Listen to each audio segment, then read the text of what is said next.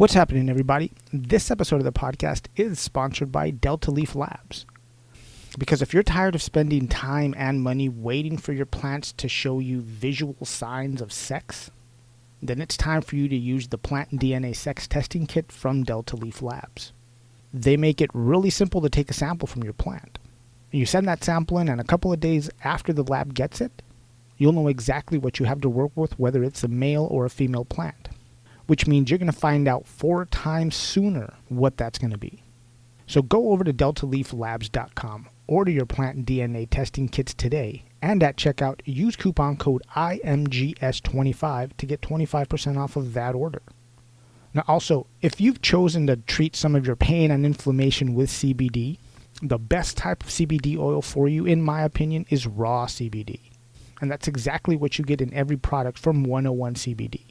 Now, raw CBD just means that it hasn't been decarboxylated or heated up while it was being processed, which means it's a more full-spectrum whole plant extract.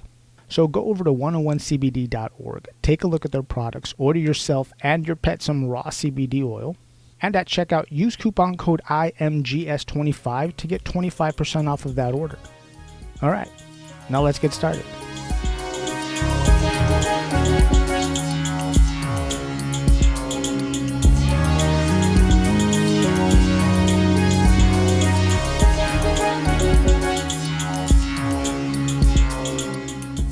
Brothers and sisters, how's it going today, man? Thank you very much for taking the time to listen to me. I appreciate that very much. Speaking of which, before I get started, I want to take a moment to thank everybody who has ever taken the time to come on my show. Because we all have busy lives, things come up, things get in the way, and it's not an easy thing for a lot of us to break off an hour and have a long phone conversation with somebody. So all right, where was I before the dog started barking? Yeah, so, I just want to say thank you to everybody who's ever taken the time to just come on the show and just talk to me and just share stuff with us. So thank you to everybody.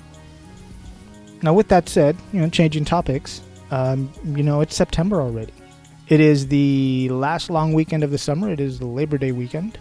And the end of summer is officially September 23rd, which means soon after that, it's going to be Croptober, time to pull down all those lovely plants, whether it's cannabis or hemp. And I hope everybody has enough room to trim and dry your stuff. Get your squad together, get your crew together, get your people together, and sharpen those scissors, because here it comes. Here's another fun part of the season. Now later on, I'm going to be talking to cannabis seed breeder CannaQueen. If you don't know who she is, you can find her on Instagram at Canna_Queen_genetics_co. CO. First, let's do the strain of the week. Today I'm going to give it up to the Hempstar, aka Brainstorm. And let's see, the internet says it was developed by Dutch Passion Seeds. This sativa-dominant strain was originally a 3-way cross between Skunk, Oasis, and Haze, but Dutch Passion later brought Northern Lights No. 5 and Haze together to create the modern Brainstorm strain. It has a mild taste and a traditional sativa effect. It does have a mild taste. It's not a really fruity or flavorful bud, I would say that. Not very floral, like I said, it doesn't really smell too much, but it is a really good high. I like it. On the back end of it, it does make me a little sleepy. I don't know why that is. Maybe I'm overtired. I may be overtired, or maybe that's just the way the strain acts on me. Who knows? But, yeah, man, the Hempstar or the Brainstorm. Either one's a good fit. Go ahead and pick it up if you see it, especially if you want to get your stuff done. It's a nice, like I said, for me, a nice motivating strain. So now I want to talk about something I posted up on my Instagram page, on my social media page. And I asked the question, basically. I don't have it in front of me. I'm going to totally paraphrase my own self. But I'm wondering how much THC do I need in my CBD tincture, my preparations, whatever it is, in order to benefit or jumpstart the entourage effect for all the cannabinoids that are in my extract. Because depending on who I talk to about this or who I asked, whether they work or own a dispensary, because they'll tell me, well, I need at least a 1-to-1 to truly get that effect. If I ask people, hold on, let me push pause. So I keep having to hit pause because the dog keeps seeing other dogs go in front of the house. And it's just freaking him out. But anyways, So like I was saying about CBD and THC, if I ask anyone who is just into selling CBD or into CBD products, they'll tell me that zero point 0.3 of THC in commercial cannabis preparations, in commercial hemp and CBD preparations is enough to, jumpstart the entourage effect. And on the other side of it, because there's like 3 or 4 sides to this, on the other side of it, if I ask a doctor, like my buddy Dr. Jake Felice, I asked him one time what it was, and he told me that they really don't know yet, that research hasn't really been done. And a lot of people tell me, well, that it's individual. It all depends on the individual because we're all different and it affects us all differently. Okay, well, I can buy that. But there's got to be some, like, average, right? There's got to be some middle ground. I mean, that whole idea that it's personalized, it's individual, that can be for any drug, because we're all individuals. But there's got to be some baseline for all those drugs, right? And that's all I'm asking. Is there the baseline for THC to CBD ratio? If you do know the answer to this, do me a favor, send me the study that you read it on, where you saw it, because everybody has that story that they heard or they told them. And also a lot of industries also will put out, information that makes their own product look better than others. Like I said, if you do know the answer or if you do have some information about it, let me know, pass it along. I'd love to read it. All right, now moving on to the report from the Cannabis Frontline. Something very interesting I thought came out, and I found this over at the Marijuana Moment. And the article title says, USDA says hemp farmers now qualify for federal crop insurance. And this was put together again by Kyle Yeager. And it starts off, the U.S. Department of Agriculture, the USDA, announced on Tuesday that hemp farmers operating under pilot programs authorized through the 2014 Farm Bill are now eligible for federal crop insurance for the 2020 planting season, while those who cultivate hemp under a broader federal legalization in the 2018 version of the legislation can obtain coverage after regulations are developed. Okay, so right now, if you were part of the pilot program back in 2014, if you were a hemp farmer back then and you were, part of this pilot program, for the upcoming 2020 season, you can apply for insurance for crop insurance, which is awesome. If you didn't start hemp until after that, then you have to wait till the actual regulations are developed to sign up. At least that's how I think it's explained. It also says producers who are growing hemp through a research program via the 2014 bill provision can obtain whole farm revenue protection, an insurance program that covers up to $8.5 million in revenue. Only farmers producing hemp for fiber, flour, or seeds will qualify. It also says USDA emphasizes that cannabis containing more than 0.3% THC will not be covered under the plan, and added that hemp will not qualify for replant payment under WFPR. So that's pretty clear. If your hemp is over 0.3% THC, then it is not going to be allowed to get insurance, which it should change once it's federally legal.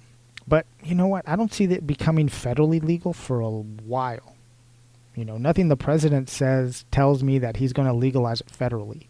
He's going to let all the states come up with their own laws, which seems to me it's just a way that they're going to try to just skirt the whole idea of legalizing it federally. Because they can hide behind the fact of saying, well, since every state in the union, which almost every state in the union has some kind of legal cannabis or CBD program, they can say, why do we have to make it federally legal?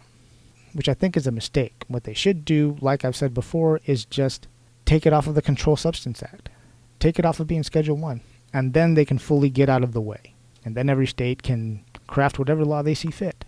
But anyways, looks like the USDA is going to allow hemp farmers to get insurance, to make a long story even longer. And there is a link in the show notes for that if you want to read the whole thing. The other thing I want to talk about is this article that I found inside of the Journal of International Association of the Study of Pain. And it's titled, An Experimental Randomized Study on the Analgesic Effects of Pharmaceutical-Grade Cannabis in Chronic Pain Patients with Fibromyalgia. And it looks like this appeared in the journal back in April. And it's an interesting study that they published because it talks about how smoking cannabis was probably the best way to treat pain if you're going to use cannabis for pain. It also talked about the differences between using THC for pain and CBD. So it's a whole long, really wordy, really technical article. Not too technical that you're not going to understand. You're pretty smart. You'll understand it. It's not that hard to understand. I know you. I've talked to you. You're pretty fucking smart. Come on. So anyways, it's a really good article. There's a link in the show notes for it. Take a moment, read it, and then send me an email, inmygrow@gmail.com, or find me on Instagram. Let me know what you think about it. And that's going to be the end of the report for the Cannabis Frontline today. So as I said earlier, I recorded a conversation that I had with Midwest seed breeder CannaQueen. And we talked about a lot of different things, man. The Detroit Cannabis Cup, breeding, growing. She was recently on the Cheap Home Grow podcast. Shout out to Shane over there. He's doing a lot of cool things. If you don't know who she is, you should go over to Instagram and look at her IG page. You can find her at Canna_Queen_genetics_co. Or you can just go to her website, CannaQueenGenetics.com. I'm going to play that in just a moment. I'm going to play a little bit of music, and then I'm going to put that on for you. Okay. Like I'm chased by the devil's hound, and in my cold still heart I know I was built to be alone. Well, everybody, get this. With me on the phone today, I've got Midwest breeder CannaQueen. Canna buddy, how are you doing today? And thank you for coming on the show. Welcome. Hey, Alex. Thanks for having me. I'm just so happy to be here, and I love what you're doing with your show, so can't wait to delve deep. Well, no, thank you. I appreciate that, and I'm glad we could make this happen. We tried to do this about a month ago, but that, we hit some snags and we had to hit pause, and, life just kept getting in the way of this, but we're here today. So, but before we go any further about anything, I want to talk a little bit about the High Times Cannabis Cup Detroit, man. You were there. You looked like you were having a great time, man. Well, how was that? Yes. Oh my gosh. It was one of the highlights of like my life at this point. I thought I was just gonna, I didn't know much about the Russell Center actually. And so when we got there, I was just amazed at the venue. It was High Times killed it with the venue. Like, it was straight up awesome. And there were so many vendors. I mean, I guess I expected for Michigan, for Detroit, I guess I just figured a lot of people would kind of get deterred by the location. But yeah, there was tons of vendors and huge names like Ethos and Mephisto, also Night Owl Seeds and Figroli. I fangirled all day. And then I got to see Wu-Tang and Warren G and 2 Chainz. So it was pretty cool. It was really awesome. No, yeah, it looked like a lot of fun. I was following you on your social media. Hey, so did I hear right? Did you get a chance to do a secret sesh? So yeah, I've heard about the secret sessions, and I was like, hey, I want in on this. So I just I reached out to several people who I knew would be going, and we kind of organized a thing. We were going to do it at a campsite at a national park, and then the rain kind of messed it up, so we ended up doing it at our hotel room in Ann Arbor. And there was 15 people, and we had each one of us had a joint in a circle. We were passing it around, and it was incredible. It was so crazy to be able to actually taste and smoke what my friends are growing. And I honestly have to say, I smoked a lot of stuff at the High Times Cannabis Cup. I actually bought a few different strains. I bought Mimosa from Legendary Farms, and it was amazing. And I bought Root Beer Float from them also. But I have to say, the best smoke I smoked was my friends. And I'm not just saying that because it was, my friends, but their bud was just bar none. What was it? Do you remember what it was? So we had some lemon lava drops by Eagle Gardens. That was fire. And then we had Crescendo from Sequence. That was amazing. That was an Ethos strain. Abolished OG, which is an old school cheese strain that's been passed down to him from the 90s and 80s. So yeah, I mean, it was incredible. Wow, that's... I actually woke up high 3 days in a row. It was awesome. Hey, so I also saw you did a little treasure hunt with your own seeds. Did you leave them around town, or how did that work? I've always wanted to do a stash and dash, and this was my first one, so I didn't post any clues, and I don't even know who got it. But we did leave a stash and dash with some slaps and like half a blunt roach and some seeds of Queen White Haze. So if anybody's listening to this and they got them, hey, send me a DM. Let me know you got them, so I know they're not, in somebody's hands that doesn't know what to do. Them. Yeah. Yeah, no kidding. Yeah, reach out. That'd be cool to see.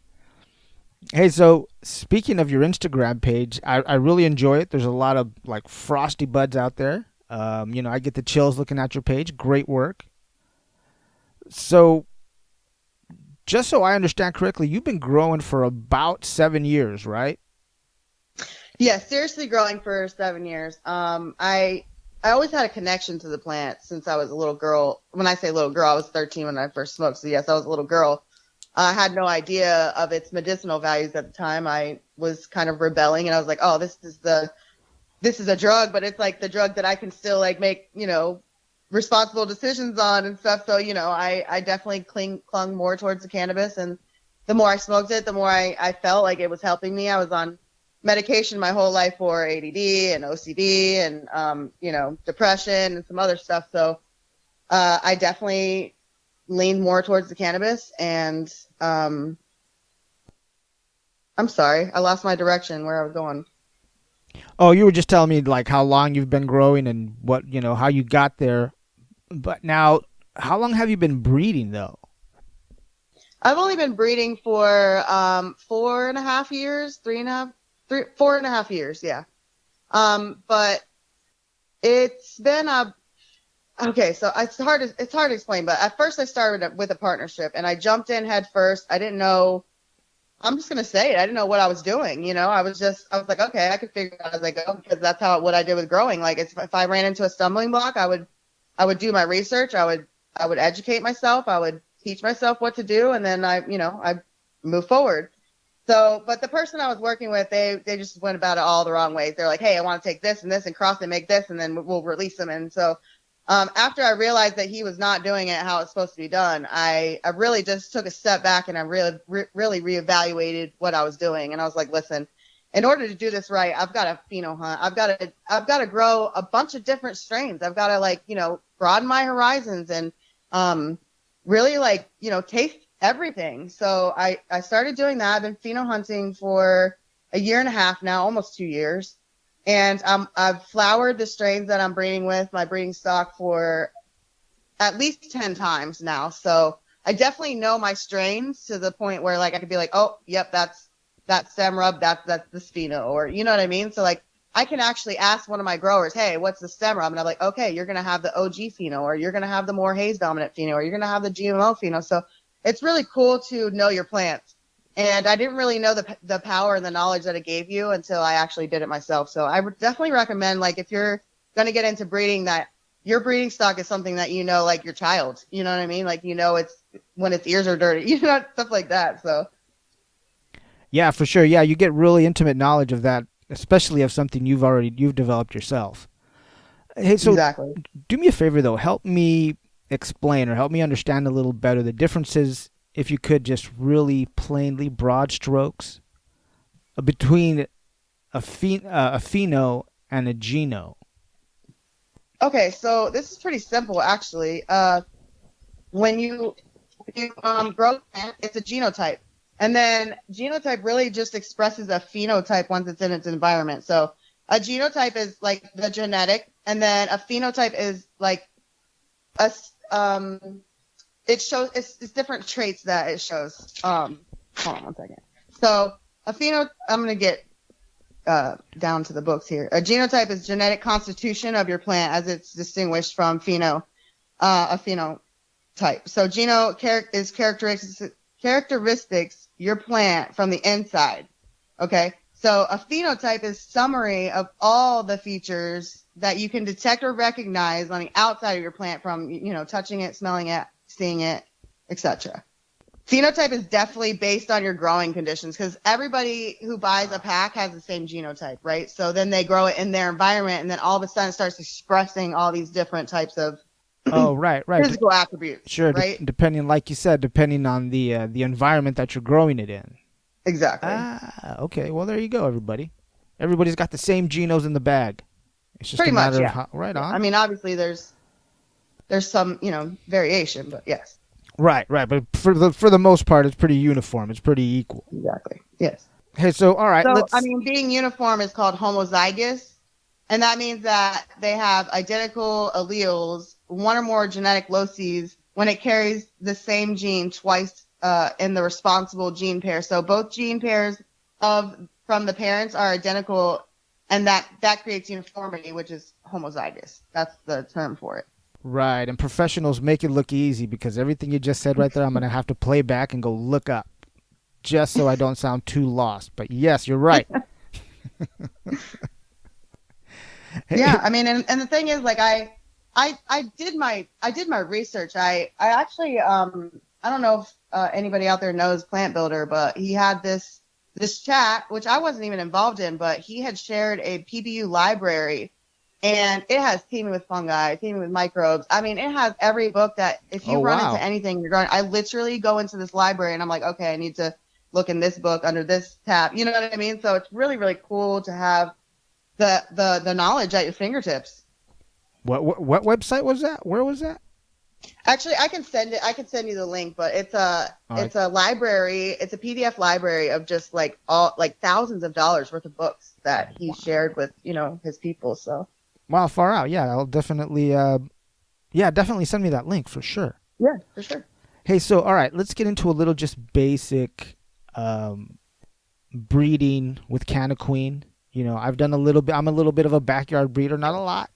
Let's not get carried away. But so how do you know when your females are ready to be pollinated?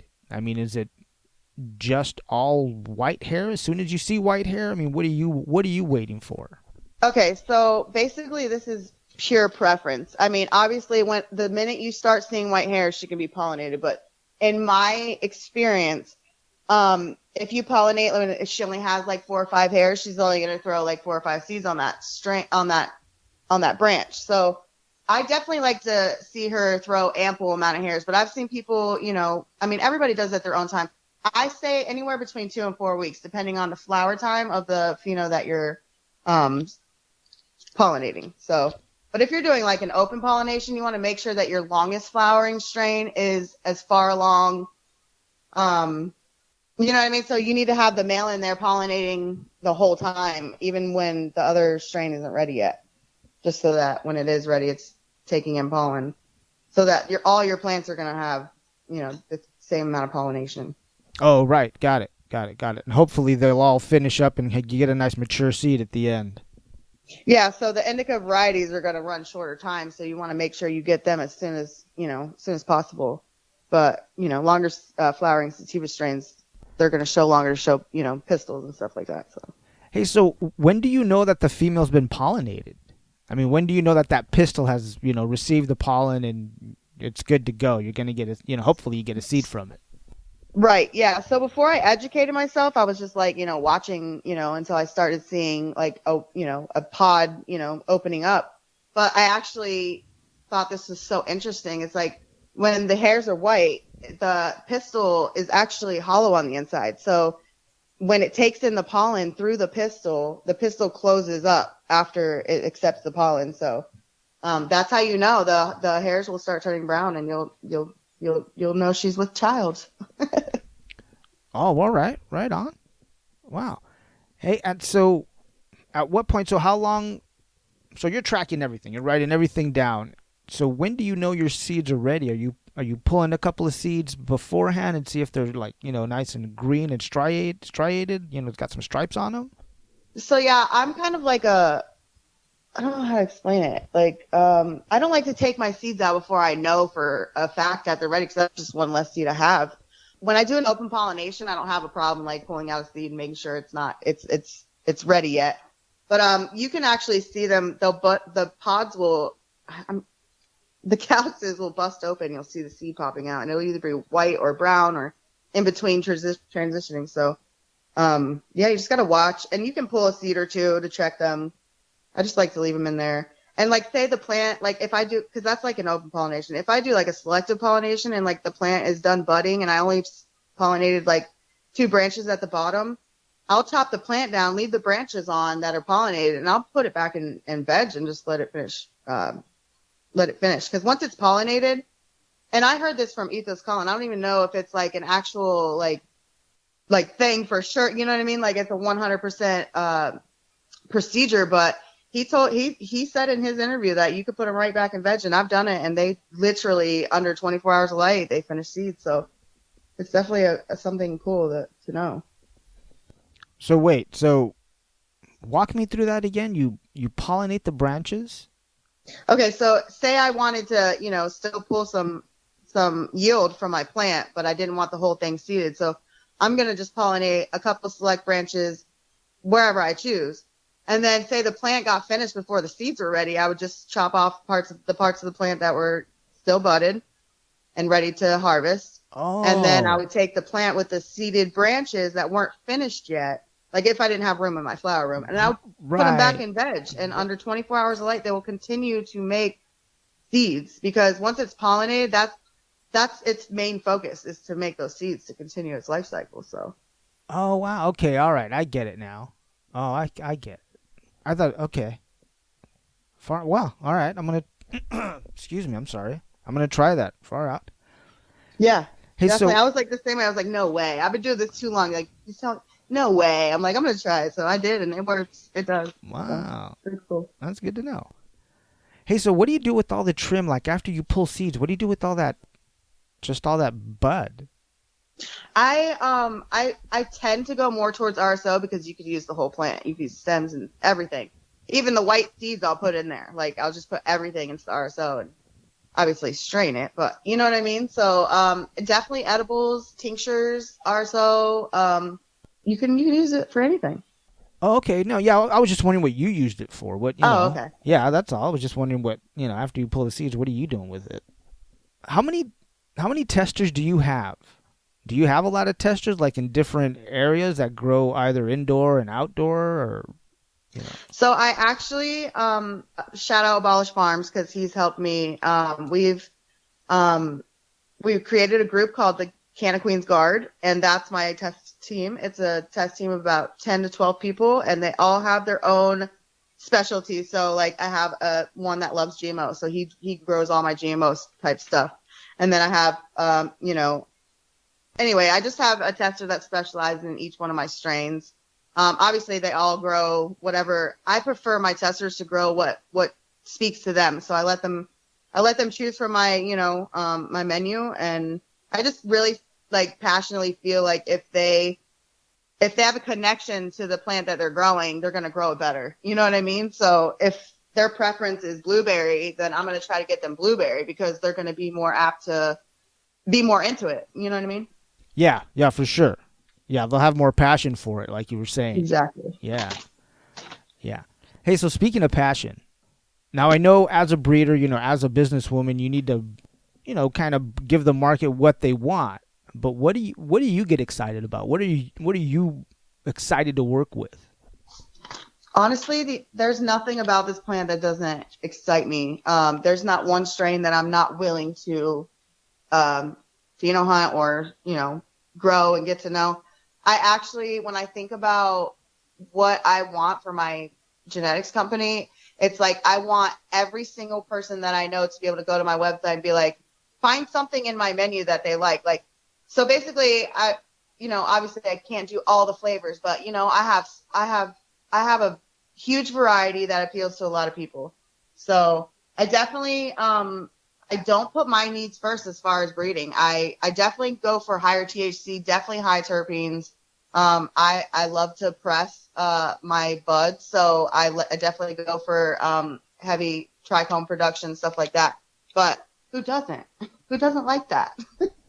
Well, yeah, of course. But yeah, I have some CBD strains. I have a little bit of everything. I have Kush, I have OG, I have Haze, I have Chem Dog, Chemtrail. You know what I mean? So I have all kinds of stuff. I definitely want it to be a one-stop shop where anybody can go and find something they like. Hey, so what CBD strains do you have? I have a Harlequin Tsunami Sour D strain. It's a 3-to-1. It's called Three Little Nightingales. The original strain came from a Spain breeder, Lineage Genetics, and I worked the line, and I found a pheno that I liked, and I continue the line. And so, yeah, it's a 3-to-1 CBD strain. I can't even, this strain is like, it's mind blowing. Like, the bag appeal is incredible. The terps, it smells like Gain detergent. And like, to me, like any woman who does laundry loves Gain detergent. So, I actually had my friend, Cantaloupe. She was, Miss Cantaloupe. She was growing it out and she loved it, but their patients weren't, it's a 3-to-1. So it doesn't, you don't get high. Like, I mean, maybe like the lowest of the lowest tolerance of, a medicating person would get a little bit of something from it. But as far as the bud, like, it's definitely more of a medication, a CBD type tincture or capsules. But yeah, so it turns people off because they don't get high from it. But I really wish that people could see the medicinal value in it. So I'm working it right now. I'm crossing it to some other higher THC stuff to see if I can maybe do a 2-to-1 or 1-to-1, something like that. So. Well, I'd like to try that one. That sounds like a really it's cool actually low, limited stock, but I'm getting a 20-pack back from one of my old friends. So I'll definitely get you a 5-pack and see what you think about them. Oh yeah, that'd be awesome. Hey, but how does it do outside? Honestly, this is crazy because I do all my stuff indoors, and that's the biggest thing that scares me. Like, oh my gosh, what if it doesn't do good outside? Like, so I don't know how Nightingale does outside, but I can tell you that a lot of my other strains that are being grown outside are killing it. Like, it's absolutely just blowing my mind. So I just hope that she would do the same. I can only hope. Yeah, no, that'd be cool to see. Yeah, I'm curious about that, how to do outside. Yeah, I love seeing my stuff outside. It's crazy because that was my biggest fear, was breeding indoors and controlling the environment so much that it would be finicky outside. But I can't even tell you, they're monsters. I'm blown away. Well, that's awesome to hear that they turn into nice big trees, nice big washing machines. Yeah. I actually had Papa Grande was showing me, has my mother of dragons in his greenhouse, and he couldn't even put his 2 hands around the trunk on the bottom. Like, I was like, what? Nice. No, that's not my plan. He's like, yes, it is. And he's using a new line of nutrients called NPK.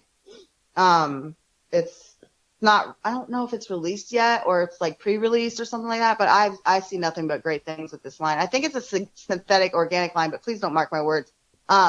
It's definitely some sort of a bottled synthetic line, but it just unlocks the potential of the plants. Like, I see this guy's plants, I'm like, holy crap, like, I see great things from this nutrient line, so it's really cool to watch and see. NPK, I'll look it up. I don't think I've heard of it. Real quick, I want to ask you, like, as a businesswoman, how do you market your brand, especially if, a lot of us lean on social media, with Instagram just taking people down for no reason. Well, mostly cannabis. That's a huge stumbling block for me because right now IG is my bread and butter. That's where I, promote, market my stuff, and that's where all my growers post their stuff. So if I lose my page, it's gone. I'd have to start all over, but which sucks, but it's a double-edged sword because honestly, I love interacting with my growers and cultivators, but then at the same time, like, I can't put my phone down for 10 minutes because I feel strongly about customer service. So if someone writes me, I'm right there. Like, what do you need? What can I do? You know what I mean? So I definitely try to be in 10 places at one time, and I'm just one person. So it's definitely a struggle. Social media drains my soul sometimes. But I just really, I don't know if I could be where I'm at without, my Instagram followers and my cultivators and my testers. And it all branched from Instagram. So I couldn't have done it, without it. Yeah, it is this double-edged sword, social media, Instagram in particular, as far as it is a necessary thing, but it's also a huge time suck. It is. Because it is so much. Yeah. Just to be on there and, to be current or just to see what everybody else is talking about. And that's the thing is, like, we all have stuff that come up in our lives, but, like, no matter what I have come up in my life, I literally make time for Instagram because if you're not posting every day, if you're not, like, coming out with new stuff, if you're not like, hyping it up, like the people, they lose interest and they shift over to whoever's, doing that. So it kind of sucks because sometimes I need a break. I need a little vacation, but I definitely have help. I have, my assistant, and then Abolish Farms. He's an associate of mine, and they help me with my my website and shipping and stuff like that. So it definitely frees up that little bit of time for me to be able to do what I do. So are you on any of the other cannabis platforms like Strainly or Cannabis? I actually was contacted by Strainly.io, and I never got back to them because I honestly, like, before I start branching out to like I started out on 420 magazine and a forum, you know what I mean? And I kind of just, I don't know, I navigated over to IG, and I've just kind of staycation there. I tried Cannabis, and I don't have anything bad to say about it. It just, I don't know, it just didn't click with me. So I, gone back there, but I don't know. IG is, I want to stray away from IG. So going more towards YouTubes and podcasts, and like actually talking about the knowledge that I have, because people can see my pictures and like, oh yeah, she grows great, and oh, she makes seeds. Oh, quick, cool. But if you don't know who I am and you don't know what kind of knowledge I bring to the table, then I'm just some woman, pollen chucker, breeder, whatever you want to call me. And I've been called all the names in the book, but I honestly would have gotten how far I've gotten today if it wasn't for the support and the naysayers in my life to push me and make me want to try harder and do better. So thanks, guys. Thanks, haters. Yeah, there you go. It's all just attention. That's all it is. Yeah. Hey, so I know, going back to that CBD line, or even just to breeding. Now, I know in California you have to be a certified seed breeder. Is that something you're trying to get certified for? Yeah, so we're looking into a micro business just right now because I'm so small. We're looking into micro business licensing and stuff like that for the Michigan legal market. So that's something we're doing. We're also we've got a few of our squad together, and we're looking for some land, and we're possibly looking to start the Michigan Craft Cannabis Coalition. So we've got some big things in the works. Obviously, it's about the legalities, and money is a huge thing. So we're just putting our heads together and really trying to, pull some stuff together for the community and just bring everybody back together.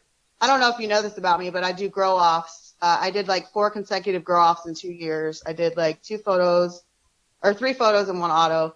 And the reason I started that was because I saw the community just shattering. I just saw them dividing, and I just saw mine's better than yours. You stole this. That's mine. And, you know what I mean? I was just like, what can I do to bring these people back to like square one where we were working together, and we were like, hey, you have the same, thing as me. Let's work together. And so I was like, let me do this, do this grow off. And initially it started out with just, I wanted to do it with a group of friends of mine that I was, involved with every day on a Hangouts chat.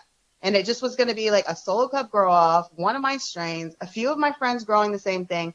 But like when I thought of that, I was like, they would have so much in common because they're growing the same strain. They could compare notes. You know what I mean? Like it would have brought so much camaraderie. And then honestly, it blew up into this huge thing, like where I was getting sponsors and I was getting grand prize donations. And we had 50 people in our competition at one point in time. And it was amazing. It was amazing to see the people helping each other. Like they would find people, like they would connect to people that were close to them and then trade clones and like work together. And like, we just saw so much positive come from it. It was amazing. So I'm all about the community. I'm all about bringing the people back together. It's really important to me. Yeah, you do a lot of grow offs. And like you said, it does.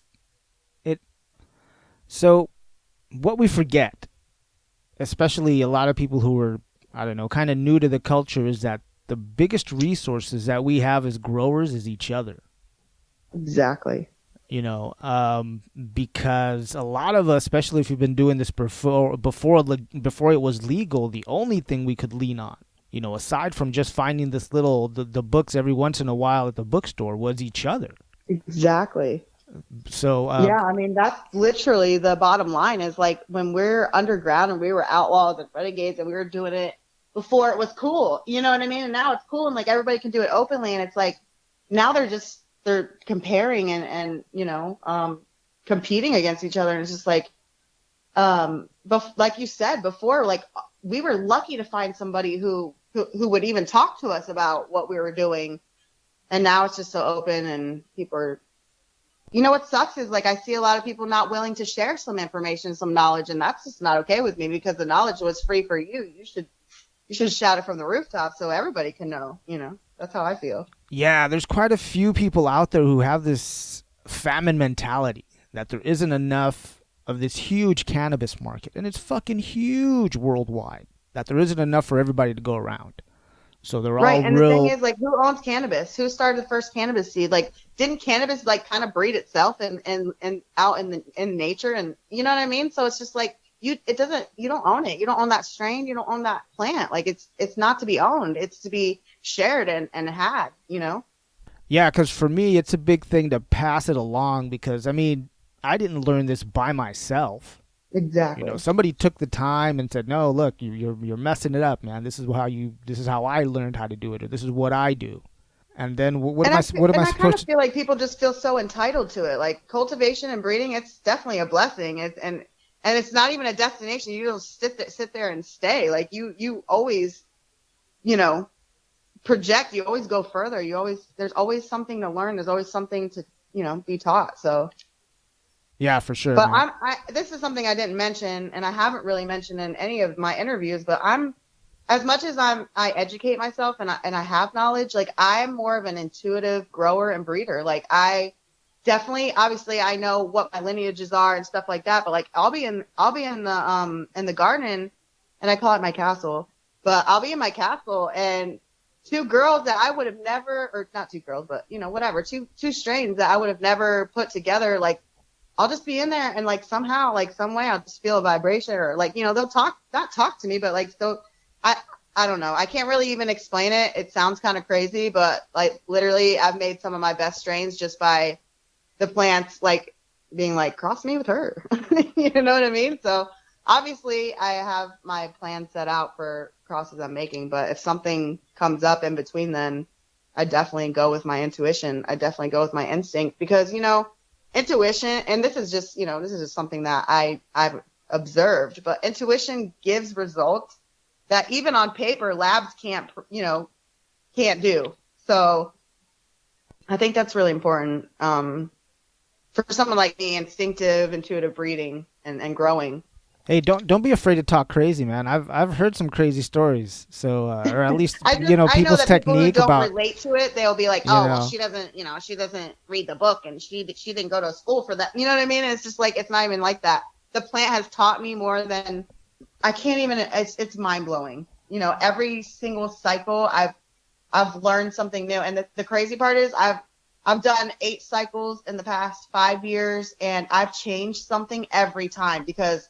Until I find that one thing that blows my mind, like it doesn't work for me. Like I always just change something every time, honestly, because when I'm testing and I'm stress testing and I'm trying to open up, the lineages and stuff like, by changing something every time, I'm getting the plants to express different things. And, by stressing them out in certain ways, I get them to also express certain traits. So, hey, so. Speaking of which, what kind of lights do you run in your grow? So I run just like typical LED light bars in my veg. But in my flower, I have this magnificent Meow Mix 3500K dimmable quantum board fixture. It was plug and play. That's what was really important for me. I did research on probably for about a year and a half before I bit the bullet and bought this one, but I couldn't be more pleased with the results. It's an amazing light. It's great technology. The guy's amazing. He builds them all at home, with, himself. And yeah, I'm blown away by the difference because I was growing with CMH before. I've done HPS. I've done, blurples. Obviously I did a lot of blurples for a long time because I couldn't afford anything else, but definitely this light fixture has changed the game. Completely. Hey, so since you've run different kinds of light, have you noticed that the different lights will pulled different characteristics from the plants? Oh, absolutely. I won a 315 CMH Solus Tech light fixture off Instagram maybe 3 years ago now. And so I did a mixed spectrum with because I had grown with blurples for a long time, and my trichome production was out of control. My terpenes were out of control, but my yield, suffered. So I did a mixed spectrum with the CMH and the blurples, and oh my gosh. Actually, at that time, I was doing synthetic. I was using veg bloom at that point in time. And it was one of the best grows I had had to that date because of all the variables that I had changed. And it was incredible to see. It was so cool. And the thing is, like, you can see it and read it in a book and see people talk about it, but until you actually hands-on, like experience it yourself, it's like you don't believe. You know what I mean? 100%. Yeah, no, I do understand. Unless you see it for yourself, you're like, no way, you don't buy it. Hey, Canna, so I want to thank you for getting on the phone with me. Do me a favor. Can you tell everybody how they can find you, how they can find your genetics? Absolutely. I'm CannaQueen at CannaQueen Genetics Co. on Instagram and CannaQueen Genetics Company or CannaQueenGenetics.com. That has my menu, and it's a site, it's a website, it's a work in progress. But if you have any questions about any of my menu selections or anything, feel free to DM me. I'm available almost all the time. So. Right on. Yeah, definitely reach out to Alex. Thank you for having me on. I really had fun. I enjoy talking about this stuff. It gets my fire lit. Oh man, no problem. I'm just glad we were able to do it, man. We've been, going back and forth about this for like 5 weeks, and I'm just glad we finally were able to do it. God damn it. No, I forgot what I was about to say. Anyways, yeah, go find her Instagram page. Go look at all of her frosty buds. Canna, do me a favor, don't hang up. Everybody else, I'm going to play a little bit of music, and I'll be right back.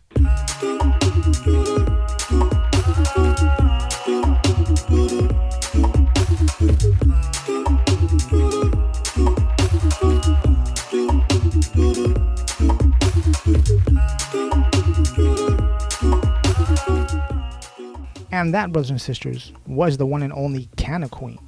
Again, I want to say thank you to her for taking the time to get on the phone with me. I truly do appreciate that.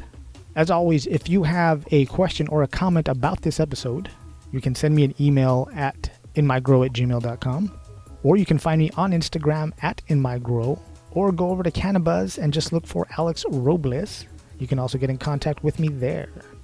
And mis amigos, my friends, we've reached that moment in the show where I've got nothing else for you. That's it. That's the end of my notes. I've got no more to share. I've got no more to tell. So as always, if this episode has entertained you, educated you, or even given you a little escape from the day, go over to patreon.com/inmygrow and leave a financial donation. Now that money just helps me pay for different hosting fees, buy equipment. Now, if you don't want to leave a financial donation, you can go over to inmygrow.com, click on the Support the Show tab, and buy a t-shirt.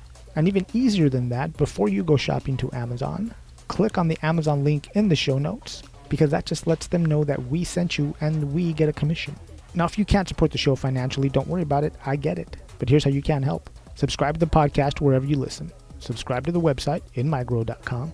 And then go over to YouTube, find InMyGrow, and subscribe to the YouTube channel. And after you do all that subscribing, just tell 3 other people about the show. Real simple, real easy. Well, my people, mi gente, I'm going to roll on out of here. Again, I want to thank all the artists who let me use their music to put the show together. And I also want to thank you for taking the time to listen. Now, I love you all very much. And remember to always grow, learn, and teach.